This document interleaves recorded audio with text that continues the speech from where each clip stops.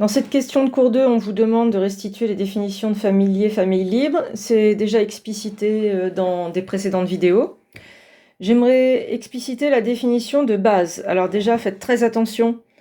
Vous ne devez pas répondre une base est une famille libre et génératrice. En fait, cette question, il faut la préciser. Génératrice tout seul, ça veut rien dire. On peut être générateur d'un plan de R cube, mais pas générateur de R cube.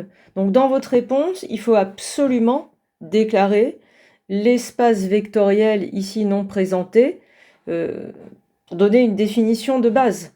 Donc une réponse possible, ça peut être une base d'un K espace vectoriel E, je présente mon espace, c'est une famille de E, vous voyez que la variable E sert plusieurs fois dans la définition, libre et génératrice de E.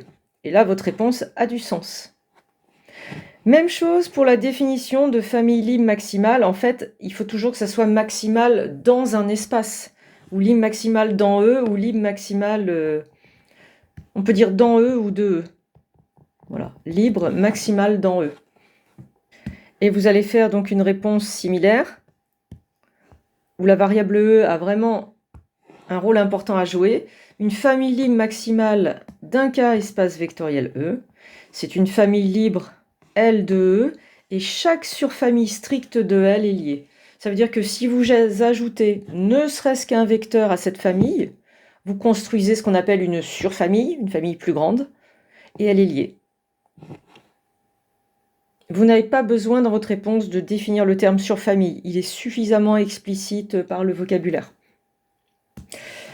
Pour la démonstration de cours, elle fait appel à un résultat déjà démontré avant dans le cours qui s'appelle la propriété d'adjonction et qui en fait est la propriété de votre question de cours 1.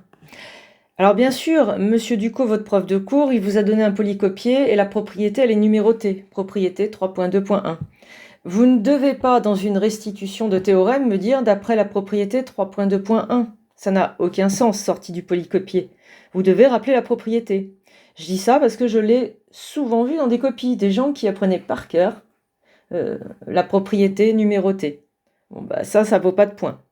Donc vous rappelez la propriété, ça doit figurer dans votre démo. Elle est simple.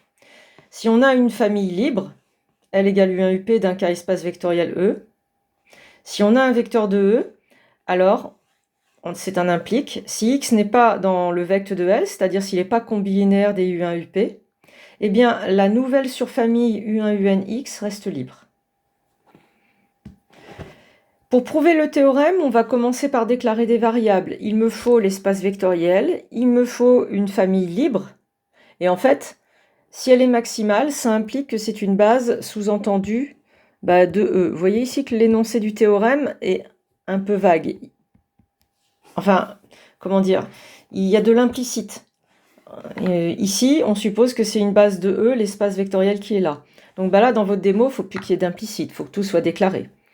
Donc, une façon possible de rédiger ça, le début. Il y a plusieurs manières de rédiger, mais moi, je vous propose déjà de déclarer une famille qui d'emblée est libre, d'où le nom L, L comme libre. J'ai déclaré les vecteurs dans ma famille, l'architecture, ce que j'en aurais besoin. Et puis ici, d'un K espace vectoriel E, puisque l'énoncé ne nous l'a pas donné. Qu'est-ce qu'on veut prouver? On veut montrer que si L est maximale dans E, alors c'est une base de E. Donc, comme c'est un implique, je vais supposer que L est maximale dans E et je veux après montrer que c'est une base. Méthodologie de rédaction d'un implique. Ça peut donc donner quelque chose comme ça. Soit L égale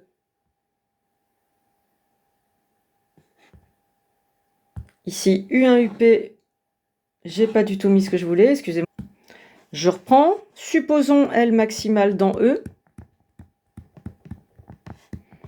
Ici, maximale dans E ou maximale de E, peu importe. Et montrons que L base de E.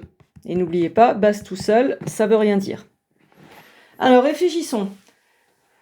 J'ai déclaré mes variables, j'ai mis les hypothèses, je réfléchis par rapport à l'objectif. Ça veut dire quoi montrer que c'est une base de E? Eh bien, c'est montrer que c'est une famille libre de E, mais ça c'est acquis. Elle est déclarée comme ça, je pourrais l'affirmer.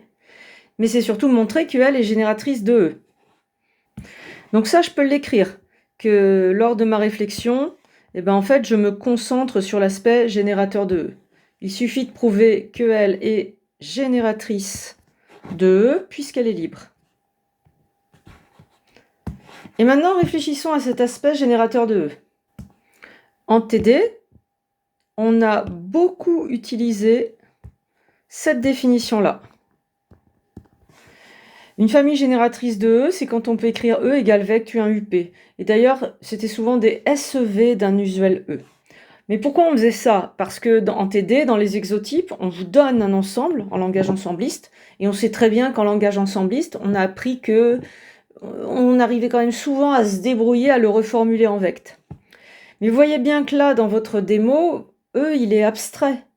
Vous n'avez pas une définition de l'ensemble et pour pouvoir passer en vect. Du coup, on va plutôt s'orienter vers ça. Montrer qu'une famille est génératrice de E, c'est montrer, déjà, la moindre des choses, c'est que c'est une famille de E. Il ne faudrait pas qu'il y ait un vecteur qui ne soit pas dans E. Et que chaque vecteur de E est combilinéaire des UI.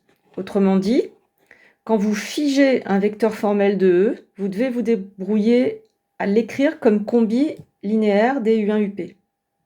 Et donc, c'est plutôt vers ça qu'on va s'orienter dans cette démonstration, puisqu'on n'a pas d'ensemble concret en langage ensembliste. Et donc, si je reviens à ma démonstration, eh bien là, vous devez comprendre que tout naturellement, vous déclarez une variable formelle de E, avec pour objectif de montrer que votre X est combilinéaire des UI. Comment faire? Ça se joue sur les hypothèses. Déjà, ma famille, j'ai supposé qu'elle était maximale. Donc ça fait quoi d'avoir X dans l'histoire? Ça permet de créer une surfamille. La surfamille U1 UPX, et comme elle est maximale, cette surfamille, j'ai le droit d'affirmer qu'elle est liée. Je vais le faire. Et donc ça peut donner l'affirmation suivante. La famille U1 UPX est liée puisque ma famille U1 UP, elle a été déclarée comme étant maximale de E. Quand une famille est liée, c'est qu'il y a au moins un vecteur combilinéaire des autres, mais vous n'avez pas le droit d'affirmer que le vecteur c'est X. Ça pourrait être UP, combilinéaire d'autres, enfin vous voyez. Donc il faut expliquer proprement pourquoi X dans cette famille est combilinéaire des autres. Et c'est là où on va faire appel à la propriété d'adjonction. Supposons que X ne soit pas combilinéaire des U1 UP, c'est-à-dire qu'il n'est pas dans le vect. Donc je suppose ça. Mais en fait, je vais expliquer que c'est pas possible. Donc, je fais une démo par l'absurde. Je suppose que X n'est pas là-dedans. Ça c'est synonyme de X pas combilinéaire des U1 UP. Alors, d'après la propriété que vous avez rappelée, votre surfamille, elle est libre. Mais ça contredit ce que vous venez d'affirmer. Vous venez d'affirmer que U1 UPX est lié. Hop. Voilà. L'affirmation précédente, elle est là. Notre affirmation précédente, c'est quoi? C'est que cette famille, U1 UPX, elle est liée. Donc ça ne va pas de dire qu'elle est libre. Du coup, ce qu'on a supposé au départ ne peut pas être vrai. Donc ça me permet d'affirmer que X est dans le vect. Et ça, c'est synonyme de dire X combilinéaire des U1 UP. Et ça veut dire que U1 UP est génératrice de E, puisque c'était une famille de E. De manière assez évidente. Et donc, on n'a plus qu'à conclure. Ainsi, U1 UP, base de E. Et vous venez de terminer votre preuve. Bon courage pour vos révisions. J'espère que ça vous a aidé.